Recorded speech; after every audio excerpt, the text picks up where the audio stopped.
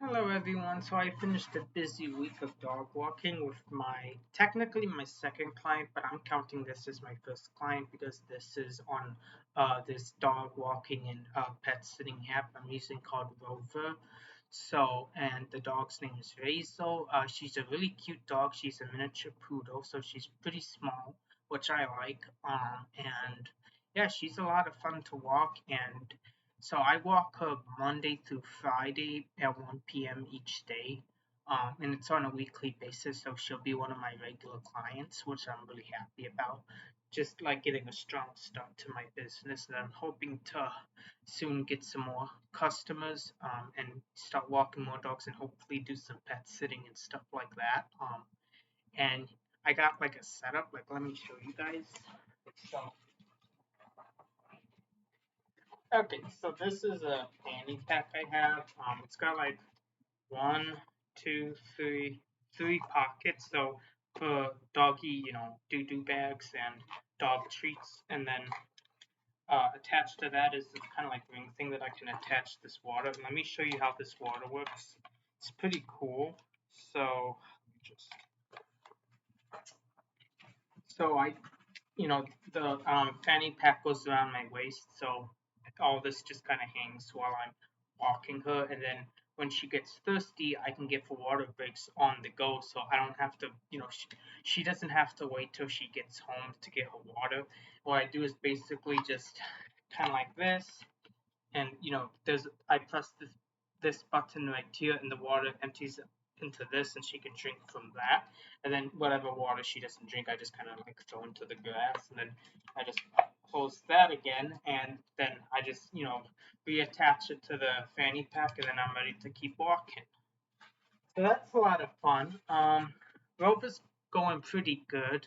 I'm still trying to get used to like the platform and like you have to like do these Rover cards when you're doing these dog walks or just like pet sitting or just like in order to get paid. So it tracks me when I'm walking her so that her owner can see the route I take and everything, and then I take pictures of her. You have to have at least one picture to submit a Rover card, so you have to take pictures, and then like you can also like kind of mark off when she does number one, when she does number two, water breaks, and when you give food, stuff like that. I do give her treats, but I don't count that as food because I'm assuming that's like if you're like pet sitting or something and you give them their dinner. So like I just kind of figure treat and like giving them their dinner is different. But I do mark off water for like when I stop doing her walks to give her water. Um, yeah, and she's a really cute dog. I would like show a picture of her on this YouTube video if I knew how to like insert a picture in the middle of this video, but I don't know how to. So maybe I'll do it on my community thing, and it'll be just like no like identifying information on her, just a picture of her because obviously I want to respect her privacy and her owner's privacy. So, but she's a really cute dog. I really like her. It's giving me ideas for when I move out, what type of dog I might want to adopt. so, and um, yeah, and I'm just hoping that my other clients will be small dogs. I can do medium-sized dogs too. I mean, our family dog Billy is a medium-sized dog, but they can be harder to manage, like if they're like if they're reactive on the leash or whatever, which my dog Billy just happens to be.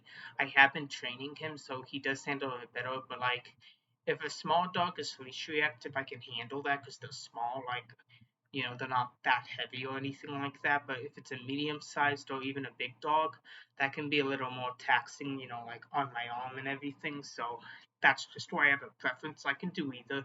Also, I think small dogs are cute, but there's that too. So, and lucky me, the only I wouldn't call this a problem because I've already solved it. At the beginning, the I guess her owners were looking for someone to walk her because she doesn't like going on walks, or something might have happened like years ago, or well, is she like 2 or 3 years old now?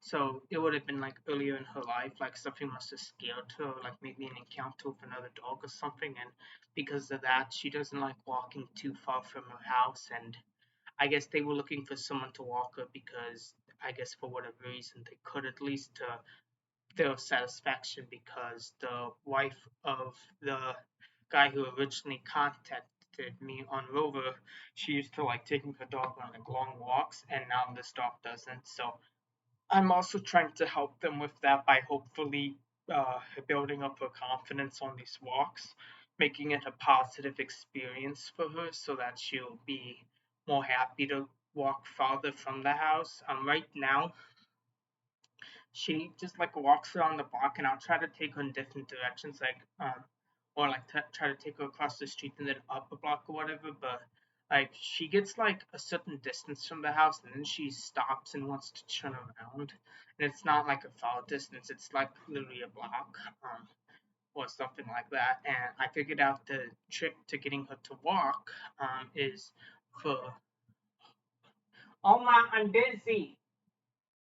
Sorry. Okay, 1 second, guys. Okay,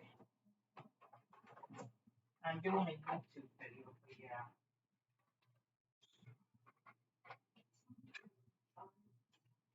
Oh, it's okay. Thank you. Yep, no problem. It's easier to get up than to have to stop the video, make a whole new video. So I decided that whenever I get bothered, well, not bothered, just like interrupted, I'm not gonna like stop the whole video uh just so I can attend to whatever's happening. I'm just gonna get up, handle it, and then come back and continue talking. Okay, so yeah, the solution to getting her to walk more was on one of my walks, she happened to bring out one of her toys. It's like a toy rubber. I don't think it's rubber. I think it's like plastic, but it doesn't. But it's squeezable. And it's got like little, not like sharp, spiky things, but it's got those like covering the entire surface of the ball. And when you squeeze it, it squeaks. Um, and she happened to carry that out on one of her walks. And I initially tried to walk her back to the house so I could like throw the ball into the backyard and then continue her walk. But then I realized she was going wherever the ball was, so I decided just to hold the ball in my hand and just like kind of like in front of her while we're walking forward, and then she would just follow that. And that makes walking her much easier because she just wants to be where the ball is. So I figured out my how I'm gonna walk her. So I basically I just bring a toy ball with whenever we go on walks, and she'll walk farther than what she normally would without the ball. She still has a distance limit, but at least I can manage to get her to go on a 30-minute walk.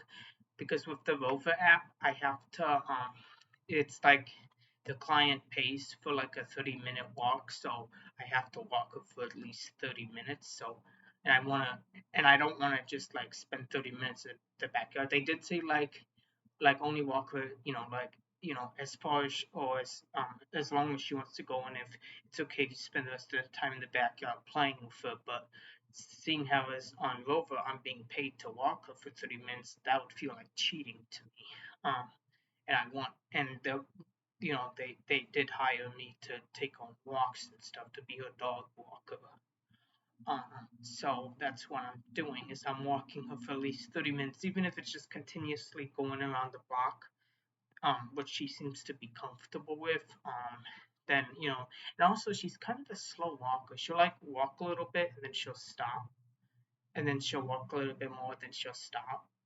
So yeah, it's like the block around me may not be very like far distance wise, but it does take about 30 minutes to do that because she likes to walk at a slower pace, and she likes to stop and like lie down and stuff, and I let her do what she wants to do with that too. I just want to make sure she's getting exercise and stuff like that. So so yeah, and that's basically all about the first dog I'm walking. She's really cute, so that's always worth it. And I'm just hoping, I'm excited to get more clients. And surprisingly, I handled the meet and greet well because you do a meet and greet before you do your initial like walk or whatever they hired you for, just so you can get to know like the owners and see if the job is a good fit for you, so you can meet the pets and stuff like that. And Usually I'm an anxious person because I have social anxiety, and I was anxious, but I went anyways, and I obviously handled it fine because they were happy with me, and then I got started, and I finished my first week with them.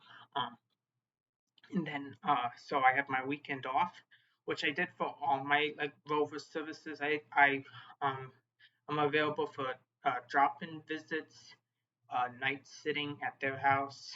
I can't do boarding just because I have a cat here and a dog upstairs who isn't always that great with other dogs.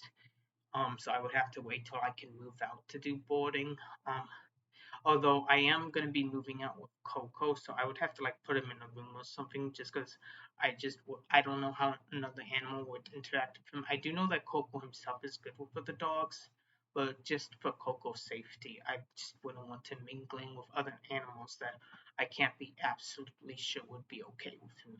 So yeah, and yeah, I'm just like I got the weekend off, and I did that for all my services. That I'm available only Monday through Friday, Saturday and Sunday off my off days, except for on holidays, because on holidays you get paid extra for the same services you provide. So I figure, and people are looking for like dog walkers or pet sitters on holidays. So that would be a better time for me to be doing my business and stuff like that, because I'll be making more money for the same services I provide. So holidays are the only days where I would make myself available on weekends if people want that. But besides that, just on a regular basis, it would just be Monday through Friday would be my work days. Then my weekends are like my days off. Just kind of like a regular work schedule is what I'm trying to provide for myself. And I do use a bike to get around because I don't drive. So I have like a small radius on like 2 miles. I can probably put it up to 3 miles just because I can get around pretty quickly on a bike. Because I like riding my bike and I do ride it kind of fast. So um, yeah, so that's basically everything. I just wanted to do an update on how things have been going, and I've been very focused on like getting my business started up on over and taking care of Razor the dog. Um, you know, when it comes time to take care of her. So, and I will continue with that out thing I had posted in the community thing. I'll probably get started on drawing that this weekend. Um, I'm not sure when I'll have it ready to post up the finished piece of it with whatever I want to say for the meaning of it. Although you guys pretty much got the meaning because I posted that with the original like very rough sketch of it. That's not what the original thing's gonna look like. That's just so I had the idea out there so I wouldn't forget about it later. Um, and it was music inspired. A lot of my art ideas are music inspired. So yeah. Okay, well, if you guys like this video, leave a like, subscribe, and turn on the notification bell. I will try to, I might do an update again this weekend, or it might be next weekend that I make another video. I'll keep you guys updated on that, but I hope you guys enjoyed this video, and then, yeah, just leave a like and subscribe. Okay, bye-bye.